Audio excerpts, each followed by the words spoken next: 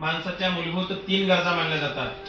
त्या म्हणजे अन्न, वस्त्र आणि निवारा. पशु पक्षी, जीव जंतू, किड्या मुंग्या, बाकी प्रत्येक जनावराला फक्त 2 गरजांची आवश्यकता आहे, फक्त अन्न आणि निवारा. मानवच प्राणी असा आहे की ज्याला 3 गरजा आहेत. म्हणजे इज्जत राखण्यासाठी वस्त्राची नितांत गरज आहे, जगण्यासाठी अन्नाची नितांत गरज आहे, थंडी, ऊन, वारा, वादळ या सर्व संकटापासून बचाव व्हावा म्हणून निवाऱ्याची नितांत गरज आहे. एक छोटीशी चिमणी पक्षी आहे, या शेताच्या गवताची काडी आणते, त्या शेतातून गवताची काडी आणते, त्या शेतातून गवताची काडी आणते आणि एखाद्या झाडाला मोठा सुंदर असा पिंजरा बनवते, आहे ना, खोपा बनवते आणि त्याच्यामध्ये आपला उदरनिर्वाह करते. मानवच प्राणी असा आहे की त्याला 3 गरजा आहेत. त्या 3 गरजांपैकी जाधव परिवाराने एक महत्वपूर्ण गरज आपली या ठिकाणी पूर्ण केली. तर या वास्तूमध्ये वावरत असताना जाधव परिवाराने मला सांगायचं आहे की आपल्यावर बाबासाहेबांचे फार मोठे उपकार आहेत.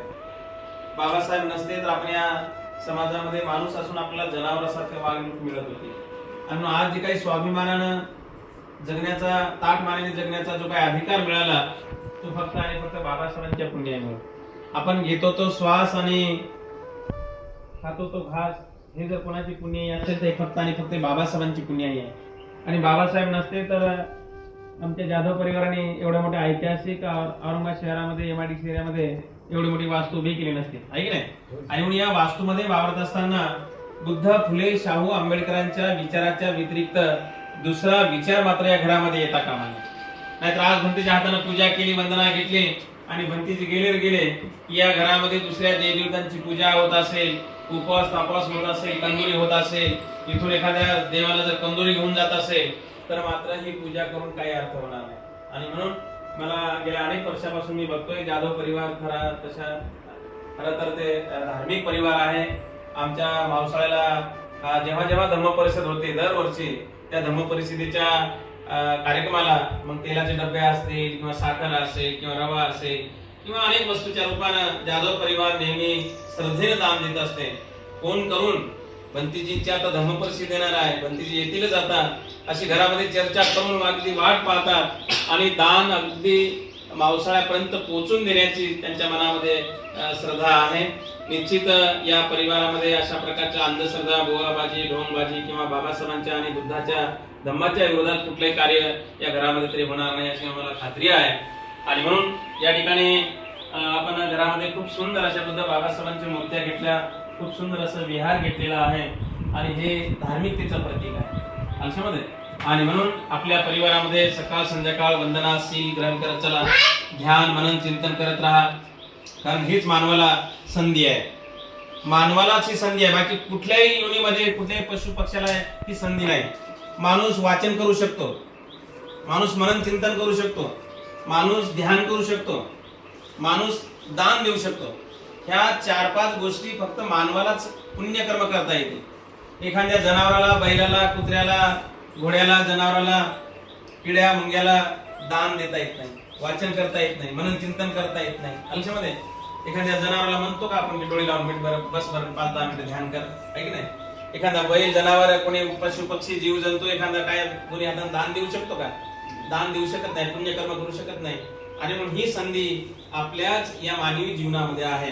आणि म्हणून आपण झोपेतून उठलो तेव्हापासून ते रात्रीच्या झोपेच्या क्षणापर्यंत दररोज आणि दररोज सकाळ आणि संध्याकाळ आपण नित्य नियमानं शिलाचं पालन केलं पाहिजे, धम्माचं आचरण केलं पाहिजे, आपण ध्यान मनन चिंतन केलं पाहिजे, आपण वेळोवेळी आपण बुद्धविहारामध्ये गेलं पाहिजे, आपण वेळोवेळी धम्म कार्याला हातभार लावण्याचं काम केलं पाहिजे. आपण तर खऱ्या अर्थानं बाबासाहेबांचा हा जो काही धम्माचा गाडा आहे तो पुढे नेण्यासाठी आपला हातभार लागेल. आणि निश्चित जाधव परिवार नेहमी हातभार लावत असतात धम्म कार्याला पुढे नेण्यासाठी. त्यांचं नेहमी वेळोवेळी सहकार्य असते.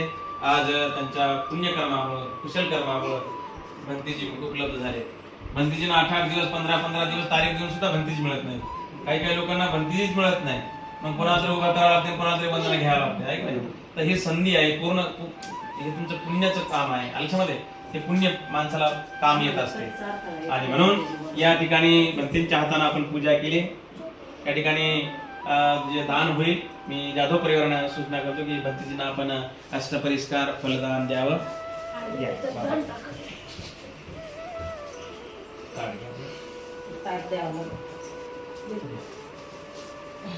हो दान.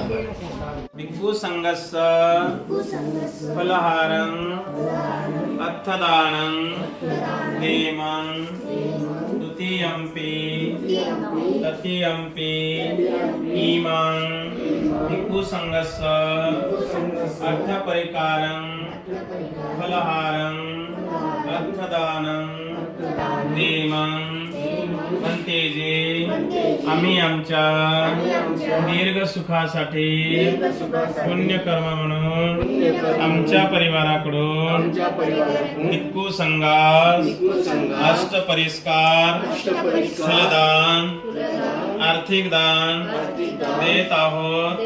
या दानाचा स्वीकार करावा अशी आम्ही दुसऱ्यांदा तिसऱ्यांदा विनंती करतो.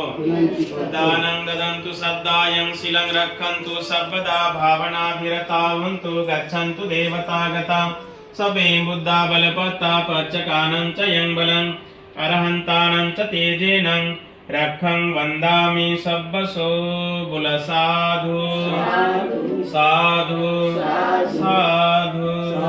करावंदन. बुद्धं नमामि धम्मं नमामि संघं नमामि